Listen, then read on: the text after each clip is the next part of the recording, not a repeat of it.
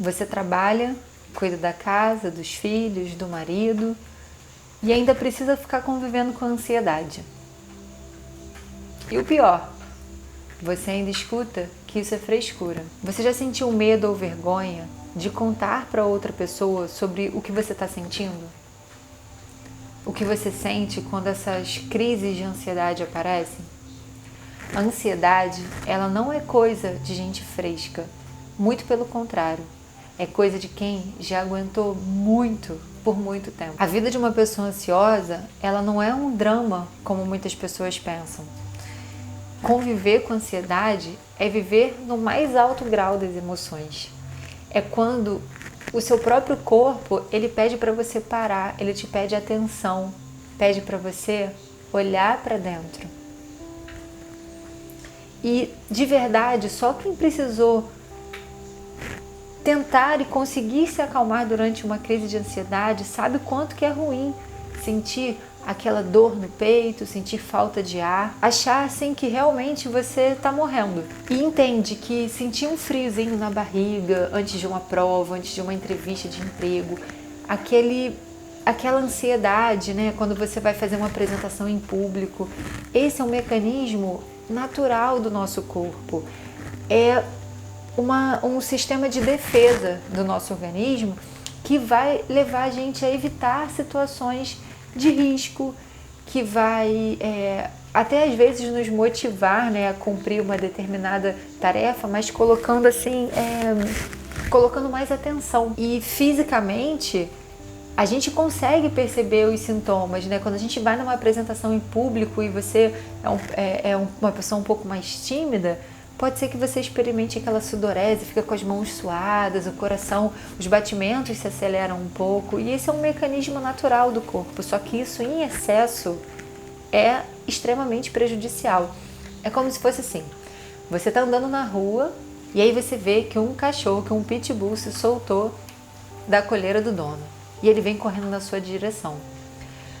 Todo o seu organismo, ele vai liberar aquela adrenalina para fazer com que você faça o quê? Com que você sobreviva. Então, o seu corpo, ele está o tempo inteiro fazendo com que você preste atenção no que está ao seu redor e desenvolva essa capacidade de alerta, né, num movimento de sobrevivência.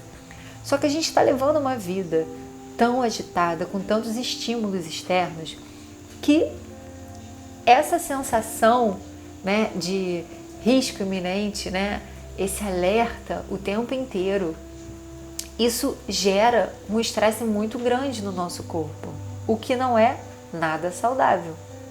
Uma coisa é, de vez em quando, você precisar desse sistema para sobreviver. Outra coisa é você ficar 24 horas do dia com essa sobrecarga no seu sistema nervoso, essa sobrecarga na sua saúde, essa sobrecarga em você. E essa ansiedade, ela vai se tornar exatamente um problema quando ela se torna persistente. Você vai perceber como se gerasse uma sensação de insegurança que é desproporcional à realidade. Você fica com a cabeça 1000 por hora, sofre por antecipação, acha que nada vai dar certo, sabe? Aquele pensamento que fica sempre conectado nas coisas que vão dar errado, no pessimismo. E às vezes, mesmo quando você está exausto, você simplesmente não consegue dormir, você não consegue desligar.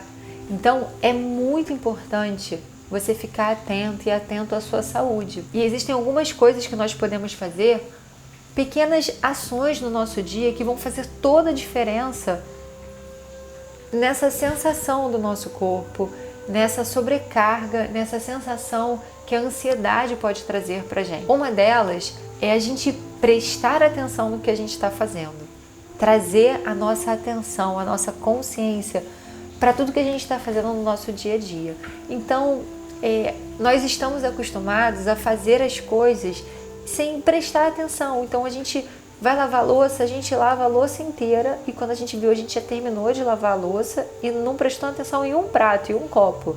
Ou você vai dirigindo para o seu trabalho e você fica tão envolvido com os seus pensamentos que você simplesmente faz um percurso, às vezes, de 30 minutos e não prestou atenção em nada. Você ficou simplesmente conectado dentro da sua cabeça, dentro desse mundinho aqui, né, que se torna um mundão pela quantidade de coisas e pensamentos que a gente tem ao mesmo tempo. Inclusive, eu sei que agora, nesse momento, enquanto você está aqui me ouvindo, você provavelmente, ao mesmo tempo, está pensando um monte de coisas, não é? Então, procurar prestar atenção em você, nas coisas que você faz no seu dia a dia, isso vai treinando a sua mente a se conectar com o momento presente, se conectar com o que é real, com o que está acontecendo aqui e agora.